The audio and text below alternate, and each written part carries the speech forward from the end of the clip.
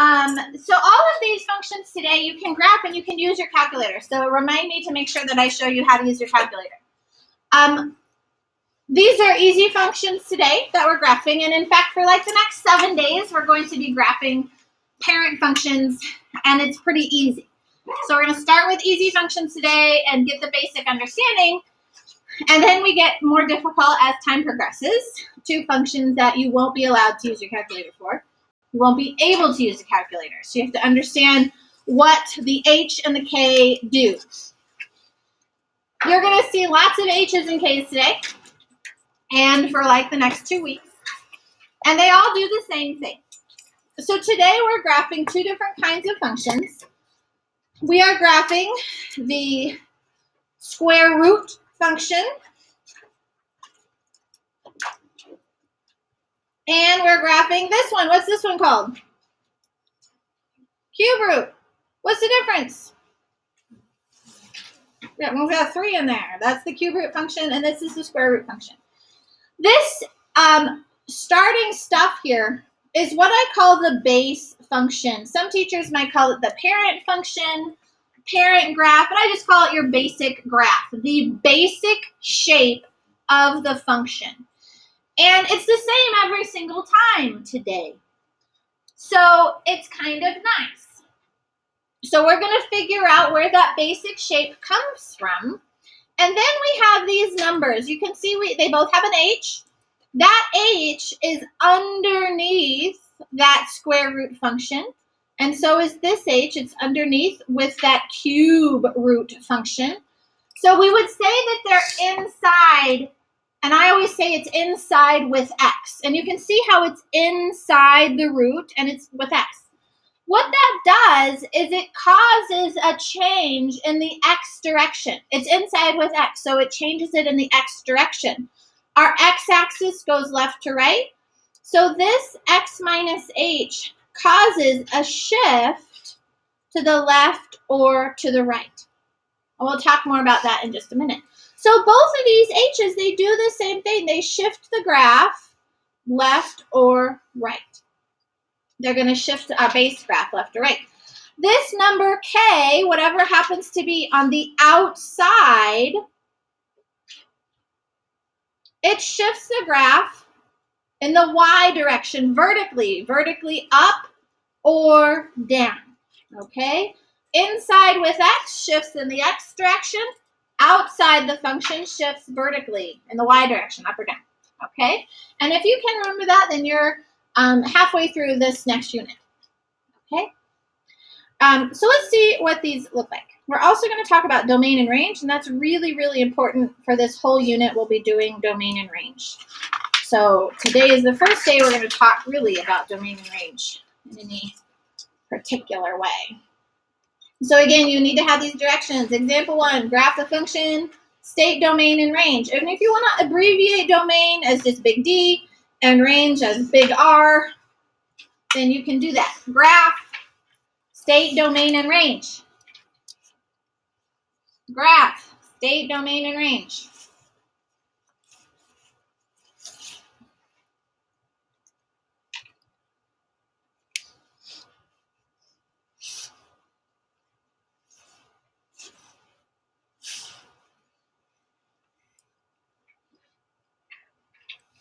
All right, so our first function, we have y equals the square root of x minus 3 plus 2. Our base graph always comes from the very beginning. This is our base function, and we're going to graph the base function every single time, but it turns out it's going to be the same every single time. So once we do it one time, you can just memorize it and never have to go through all this work again, okay? So for the very first time to figure out what this base graph looks like, I'm going to do a simple XY chart. The square root of x equals y. You'll notice I'm not including any of these extra things. I'm just looking at the very basic graph. And we're going to choose some nice numbers for x, so like 0. What's the square root of 0? 0, yeah. And 1 is an excellent choice. So what's the square root of 1? because 1 times 1 is, okay. And then 4 is another good choice. What's the square root of 4? 2, because 2 times 2 is 4, so the square root is 2. What might be another good number to choose? 9. What would like the square root of 9 be? 3. And some other good numbers? 16 or 25. These are all perfect squares, and so they just give us nice results. Can I take the square root of negative 9? What happens when we take the square root of negative numbers? They're imaginary, that's right. And so we can't graph any negative values because they turn out to be imaginary. Okay, now this was the starting step. I'm never going to do this again because I don't have to. So I'm going to graph, let's see, so you're going to go ahead and draw a little XY chart here, or coordinate plane. 1, 2, 3, 4, 5, 6, 7, 8. 4, 5. 1, 2, 3, 4, 5. 1, 2, 3, 4, 5. So I did lots of X values, lots of friendly X values, but really just these first 3 are enough for me. That rhymes. So 0, 0 is an ordered pair. 1, 1 is an ordered pair. And 4, 2. 1, 2, 3, 4, up 2 is an ordered pair. You can imagine I could graph 9, 3, but this is the basic shape of the graph. You'll notice I made it dotted because it's just for reference. It's not really there. So in fact, if you just wanted to make these 3 points on your graph, that would be fine. On your homework today, just those 3 dots is all you need, okay? They're the same for every square root function, these 3 dots. They're our guideline for our shifted function. So if you have a secondary color you can use, like a pen, or if you want, there's markers on the rectangular table, but another color would be good. I can see you're all jumping up to go get another color. I really want you to have a secondary color, so get a different color out. Oh, there's the action. Oh, now you're getting in your bag. A highlighter, a color, whatever, anything, a secondary thing.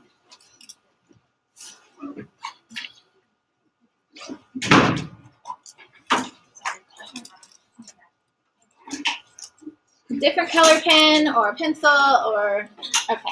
You can even do a dotted line and a solid line if you want. Now, we're going to do some shifting. This 3, is it inside the function or on the outside of the function? Inside. And you can see that it's inside because it's literally inside the little square root house. So we call it inside. It's inside with X.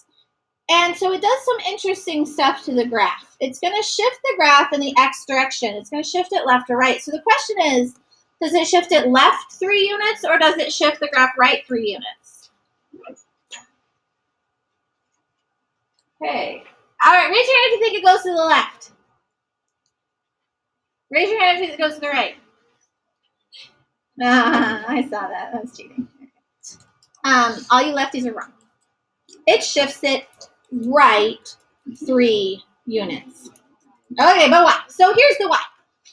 So all this stuff that's inside with X normally went to 0. But because of that 3, to figure out how it changes the graph, we isolate the X, and you can see that it's now positive 3. That means it's shifted in the positive direction to the right 3, okay? Everything with X is always opposite. It's very, very weird. Right 3 units. Ladies and gentlemen, this is important. Write that down. That is right 3 units. Now, the outside piece, this outside 2, does exactly what it says. It says straight shooter. It says +2, and that means up 2. Okay? So we're going to take our starting points, and we're just going to count right 3, up 2. So I'm going to count right 1, 2, 3, up 1, up 2, and plot my point. I'm going to count right 1, 2, 3, up 1, up 2. And 1, 2, 3, up 1, up 2. And this green graph is my square root swoop, what I lovingly call the square root swoop. So anytime I say, what shape is your square root function? You're going to say swoop. So what shape is it? The swoop. You see the swoop? It's just a swoop. Okay? It's a square root swoop. You can check this on your calculators. So I have a lot of Casios in here, so I'm going to do the Casio. We're in the graphing menu.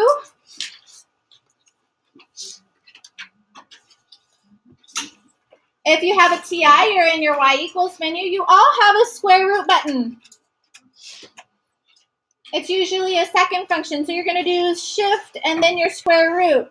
Now with the Casio, I need to tell it what's inside with the x. So I would type in x minus 3 and make sure all of that is in parentheses so that it says you're all underneath that square root symbol. And then on the outside of the parentheses, we have the plus 2. On my TI, my newer TI, I can just do my second square root function and then x minus 3. And then I have to arrow out so that it's no longer under the radical and then say plus 2. And then you can just graph. Oh, sorry. Let me go back there. Let me do viewing window standard. Okay. All right. And so you can see those are the curves there, just the little swoops. And hopefully you see the same thing. And if you don't, you're going to let me know so we can see them together. Okay. Now, it turns out that it's going to be faster just to know that the H shifts left and right and the K shifts up and down. It's going to be faster graphing by hand than it will be to type it in every time. Okay? Do I want you to know how to do it on the calculator? Yes, of course. So check 4. Pick 4 and check them on your calculator. But otherwise, it's faster by hand. Okay? Now, we need to talk about domain and range. Domain and range, very important. The blue graph, my dotted graph, is not really there. It was a guideline. We're looking at my green curve here. What does this arrow mean? What does the arrow mean?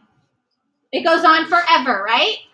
It's going on to the right forever, but it's also going up a little bit at a time.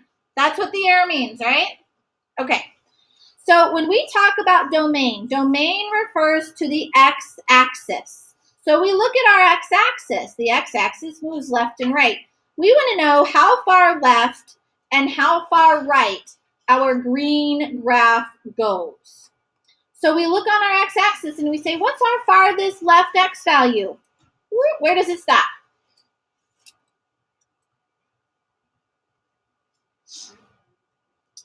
Our farthest left x value is right here, which is at 3. And then if we move to the right on our green graph, how far to the right does it go?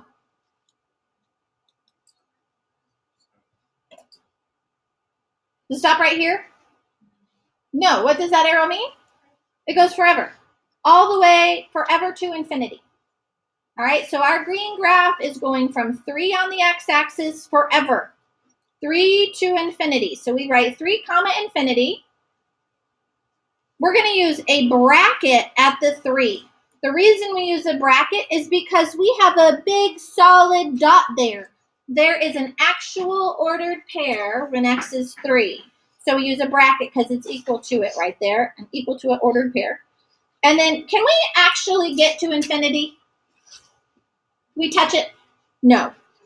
So we use a parenthesis because that means that it's not really included. We can't actually touch it. There's not actually a point there because we'll never see it, ever. Okay. Now, range refers to the y-axis. Our y-axis is our vertical axis. So we want to know how low and how high. What is our lowest y value and what is our highest y value on the green graph? What is our lowest y value? 2. It's right here at 2. That's our lowest y value, 2. How high does our green graph go? Infinity. It goes up forever. So it goes from 2 all the way to infinity. Again, at 2, we use a bracket because we have a lovely dot there. And we're never going to touch infinity, so we use a parenthesis. Okay?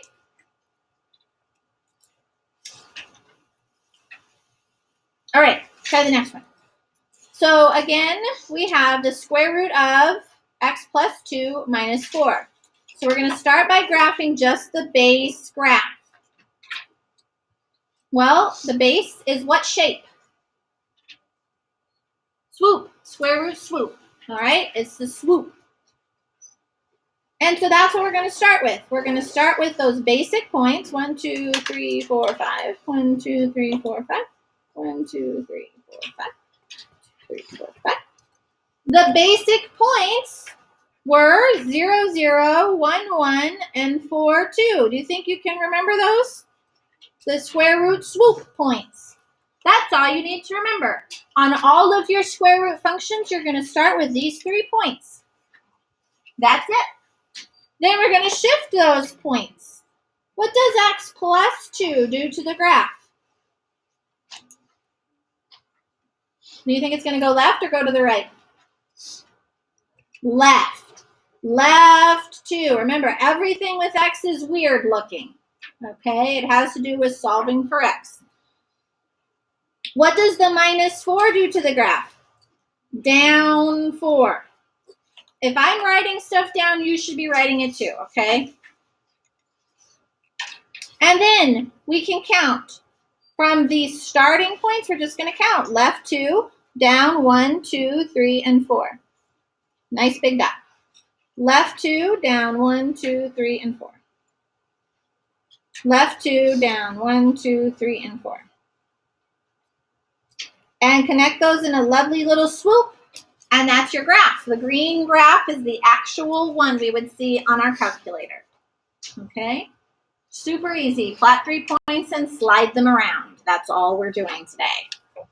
We do need to talk about domain and range. This is the important part. Domain refers to what? The x-axis. So we look at our x-axis and we say how far left and how far right does the green graph go? What is our farthest left x value? -2. -2. How far to the right does our graph go? Infinity. All the way forever to the right. So -2, comma, infinity. Bracket at -2, parenthesis at infinity.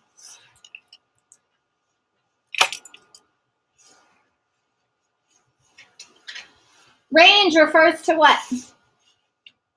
The y-axis.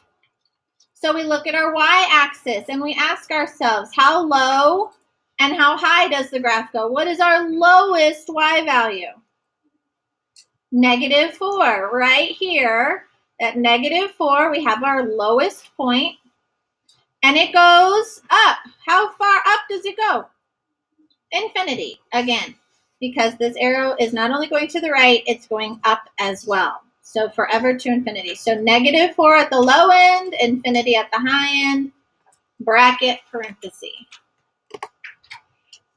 Do you recognize the connection between your domain and range and your equation? See a little bit of a connection there, do you? You should. All right.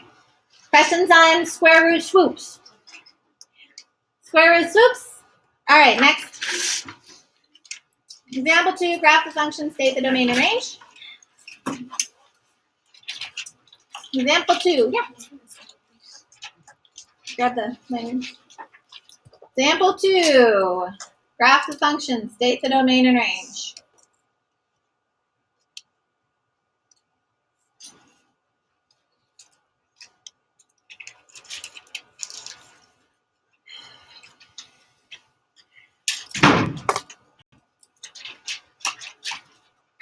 So just like before, we're going to graph a base function and slide it around. Well, we have to figure out what that base function is. Right here is our base graph. It is a cube root function. It has a different shape. So I'm going to figure out that shape. I'm going to do an XY chart. Now again, you never have to do this again. You're just going to memorize the results. Okay. I'm going to choose some friendly numbers to plug in. 8 is a great number. What is the cube root of 8? 2. What times what times what is 8? 2. 2 times 2 times 2 is 8, so the root is 2. 1 is a great number. What's the cube root of 1? 1, because 1 times 1 times 1 is 1, so the cube root is 1. What's the cube root of 0? 0, because 0 times 0 times 0 is 0. The root is 0. We also have some negatives that actually work. So negative 1. What's the cube root of negative 1? Negative 1, because negative 1 times negative 1 times negative 1 gives us negative 1. So the root is negative 1. And negative 8. What's the cube root of negative 8? Negative 2, because negative 2 times negative 2 times negative 2 would give us negative 8. There's a lovely little root there. So for this first one, I have kind of a long x-axis here, and I'm never going to do this again. 1, 2, 3, 4, 5, 6, 7, 8. In the x direction, 1, 2, 3, 4, 5, 6, 7, 8. 2, 3, 4, 5. 1, 2, 3, 4, 5, and the line. Again, I'm never going to do this again. 5 points is more than we need, but you need to understand the shape of this graph. So I'm going to plot them. 8, 2 is right here. 1, 1, 0, 0, negative 1, negative 1. So 3 in a row right there. And negative 8, negative 2. So this is our base cube root function. You can see that it goes forever to the left and the right, and also high and low. I lovingly call the cube root function the breaking wave graph. You see the wave, and I imagine myself on my boogie board back in California, boogie boarding in to shore. Do you see it? Do you see the breaking wave? Yeah? Okay. Doesn't it make you want to go to San Diego right now? Yeah, totally right. Okay. Oh, I miss the beach. Okay. I used to be able to walk to the top of the hill from our house when I lived in San Diego. And on a clear day, I could see the ocean and smell the salty air. Oh, that was nice. Okay, sorry. I digress. This is the basic shape, ladies and gentlemen. All cube root functions have this breaking wave shape. We're just going to graph the 3 middle points and know that the shape is the breaking wave shape, okay? Now, how does x plus 2 shift the graph? Left 2 units. What does the plus 3 do? Up 3. Left 2, up 3. So we're going to take each point. I'm just going to use the middle 3 points and count left 2, up 1, 2, 3. Left 2, up 1, 2, 3. Left 2, up 1, 2, 3. So again, we get 3 in a row and just do this little breaking wave shape. Again, the blue graph is just for reference. It's not really there. It's dotted. It doesn't exist. The actual function is the green graph. And if we needed to, we could graph this on our calculator. The cube root function is under the math menu. If you have a TI, so you do math menu, and there, number 4 is your cube root. And then you would just type x plus 2, and then plus the 3. And then on the Casio, I'm going to delete my equation. And then my cube root function, there's a cube root button right here. It's yellow. But you can also use the x root. That's any size root. So I'm just going to use my cube root function, again with parentheses, x plus 2, close the parentheses, and then plus the 3 on the outside. So with your Casio, you need to have those parentheses for it to graph properly. But you can see there's that breaking wave shape. That's a fun little boogie board wave. What's the domain of the green graph? Domain, how far left and how far right does the green graph go? Forever. Negative infinity to positive infinity. Forever to the left and forever to the right. That's what those arrows tell us. Range, how low and how high does the graph go? This arrow is moving to the right, but it's also moving downward. So it's going to go forever down. Again, this arrow moves right, but it's also growing taller. So it's going to go down forever, and it's going up forever as well. Negative infinity to positive infinity. All cube root functions have the same domain and range every single time. Okay, it's square roots that mess everything up. All right, let's try this last one really fast here. I have, what shape is this graph? The wave, the cube root little wave graph. That's what we look for first. 1, 2, 3, 4, 5. 1, 2, 3, 4, 5. 1, 2, 3, 4, 5. So it's the wave, so I'm going to plot my 3 little points on the diagonal. That's all I need, and I know that it's this breaking wave shape. Just those 3 points tell me enough. Now, what does the x minus 4 do to the function?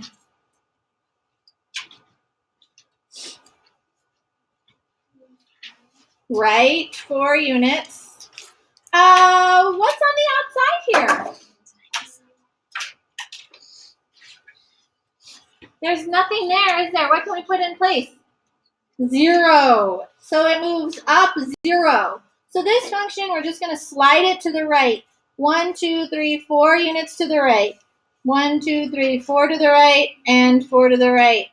And there is our breaking wave curve, shifted right 4. What's the domain and the range? Forever left, forever right. Negative infinity to positive infinity, left to right. Low to high. Again, negative to positive infinity. So for each graph today, you're going to graph 3 main points. Whether it's the 3 swoop points, the square root swoop, or the cube root wave points. That's your start, and then you slide it around. Okay? Do you have questions for me? You have CP21. Make sure you put new seat numbers